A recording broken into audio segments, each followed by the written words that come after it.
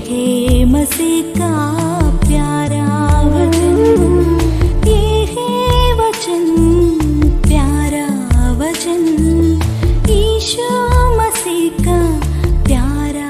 परमेश्वर के धन्य नाम की महिमा हो। प्रभात मनन के सत्र 1711 में आप सभी का बहुत ही विनम्रता के साथ स्वागत करता हूँ। आइए आज के मनन के लिए एक और बार हम बढ़ते हैं तीतुस अध्याय 3 पद 2 के प्रारंभिक भाग। किसी को बदनाम ना करे, झगड़ालू ना हो। लोगों के बीच में झगड़ा उत्पन्न होने के महत्वपूर्ण 2 कारण पर हम अभी तक मनन कर चुके हैं। तीसरा और अंतिम कारण गलत फहमी अथवा मिसअंडरस्टैंडिंग पर आज हम संक्षेप में मनन करेंगे। प्रथम 2 कारण श्रेष्ठता की भावना अथवा सुपीरियोरिटी कॉम्प्लेक्स और हीनता की भावना अथवा इंफीरियोरिटी कॉम्प्लेक्स, दोनों की तुलना में गलत फहमी अथवा मिसअंडरस्टैंडिंग उतना खतरनाक एक कारण नहीं है, क्योंकि श्रेष्ठता की भावना और हीनता की भावना दोनों एक एक मानसिक अवस्था या स्वभाव की गड़बड़ी है। वही गलतफहमी एक मानसिक अवस्था नहीं है।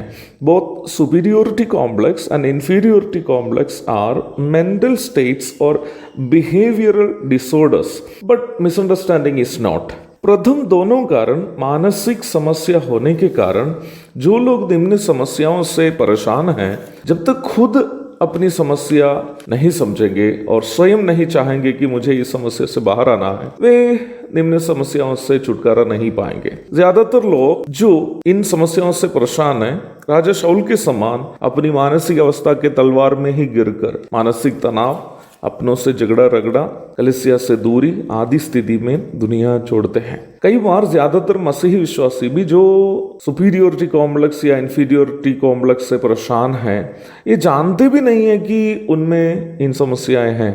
निम्न समस्याएं अनेकों परिवारों को बर्बाद कर दिए हैं। कई कलीसियाएं टूट जाने का कारण इन समस्याओं से ग्रसित लोग हैं। इन समस्याओं से तुलना करने पर गलतफहमी एक हल्की समस्या इसलिए है क्योंकि गलतफहमी एक मानसिक अवस्था या स्वभाव की गड़बड़ी नहीं है, बल्कि समझने की गड़बड़ी से उत्पन्न समस्या है। अगला व्यक्ति क्यों ऐसा कर रहा है या क्यों ऐसा बोला है या बोल रहा हो, उसे समझने की कोशिश किए बिना जब हम उनके काम या बोली पर निष्कर्ष निकालने जब लगते हैं, तो हमारे और अगले के बीच में तनाव या झगड़े उत्पन्न हो जाता है। गलतफहमी से उत्पन्न झगड़ा के लिए एक अत्युत्तम दृष्टांत हम प्रेरितों के काम 15 अध्याय की 36 से 38 तक के पदों में देखते हैं। पौलुस एवं बरनबास के सेवा में सहकर्मी था मरकुस नामक जवान भाई, जो यरूशलेम के एक धनी घर से ताल्लुक रखने वाला था। प्रेरितों के काम 12 की 12। संयोग से मरकुस बरनबास के चचरा भाई भी था। कुलोसी 4 की 10।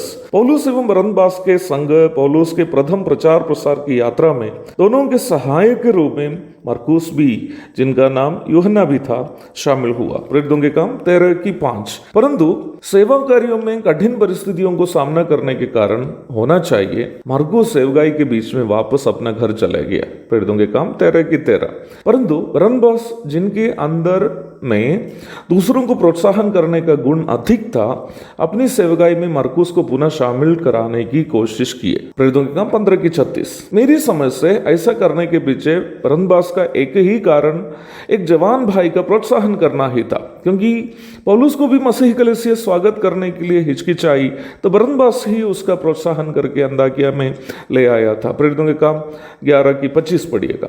परंतु संभवतः मरकुस के विषय में बरनबास की इस अच्छी मानसिकता को पौलुस, जो थोड़ा बहुत जल्द क्रोध करने वाला था, समझ नहीं पाया। पौलुस ने मरकुस को दोबारा सेवा में शामिल कराने का सख्त विरोध किया। बरनबास अपना निर्णय पर अटल रहा। दोनों के बीच काफी बहस हुआ और दोनों एक दूसरे से अलग हुए। वास्तव में ये झगड़ा और अलगाव केवल और केवल पौलुस की गलत फहमी के वजह से हुआ था। पौलुस ये समझने की कोशिश उस वक्त नहीं किया कि बरनबास ऐसा क्यों कर रहा है। शायद वो ये सोच रहा होगा या ऐसे सोचे होंगे कि बरनबास अपना चचेरा भाई के साथ थोड़ा सा ज्यादा प्यार दिखा रहा, बल्कि ऐसी बात नहीं थी। परंतु कई दिनों के बाद जब पौलुस ने अपनी गलती को पहचाना, समझा और उन्होंने मरकुस को पुनः सेवा में अपने संग शामिल भी कराया, दूसरा तिमुथियुस 4:11, फिलेमोन 1:24।